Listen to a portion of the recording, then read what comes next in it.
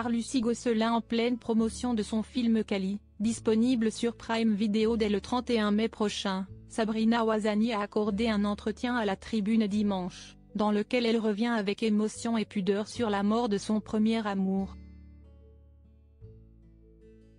En juillet 2009, le comédien Yasmine Belmadi, à qui elle était fiancée, a perdu la vie dans un accident de scooter. Chaque 18 juillet, Sabrina Ouazani vit une épreuve douloureuse qui la ramène des années en arrière. L'actrice, qui a longtemps été en couple avec Franck Gastambide, ils sont séparés depuis 2021, a connu une première histoire d'amour qui l'a marquée à vie. Fiancée au comédien Yasmine Belmadi, la jeune femme a fait face à la pire épreuve de sa vie en juillet 2009, lorsque celui qu'elle aurait dû épouser 3 mois plus tard a trouvé la mort dans Paris, à la suite d'un terrible accident de scooter. Comme le relataient nos confrères du Parisien à l'époque, le trentenaire rentrait de soirée aux alentours de 6 h du matin lorsque le drame s'est produit. Alors qu'il jetait une cigarette par la fenêtre, Yasmine Belmadi, distrait, a heurté un lampadaire. Le choc a été si violent que le jeune homme a été évacué en urgence absolue à l'hôpital de la Pitié-Salpêtrière. Malheureusement, les blessures se révéleront fatales, et l'étoile montante du cinéma français, qui avait reçu en 2000 le prix du jury du meilleur second rôle masculin au festival Jean Carmet de Moulins pour un déménagement considérable, décédera à l'âge de 33 ans. Ils avaient entamé les préparatifs de leur mariage. La mort de Yasmine Belmadi est intervenue 4 jours seulement avant la sortie du film Adieu Gary, dans lequel il donnait la réplique à sa fiancée Sabrina Ouazani.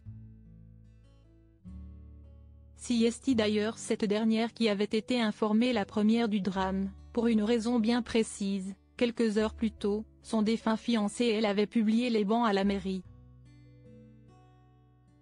La police m'a appelé en premier, car on venait de déposer à la mairie des papiers pour se marier 3 mois plus tard, a confié la comédienne à nos confrères de la Tribune dimanche ce 19 mai 2024, à l'occasion de la sortie de son film Kali, dans lequel elle donne la réplique à Philippe Bas. Sabrina Ouazani a dû assumer la lourde tâche d'annoncer la terrible nouvelle à ses proches, et à la famille de Yasmine. J'ai dû prévenir sa famille.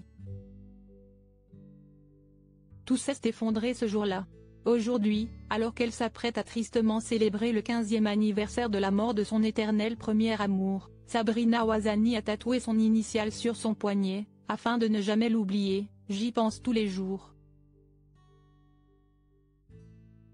C'était quelqu'un de si libre, un acteur doté d'un instinct hors norme. Un animal sur les tournages, sans lui, je vivrais toujours avec un petit goût amer et de moins bien.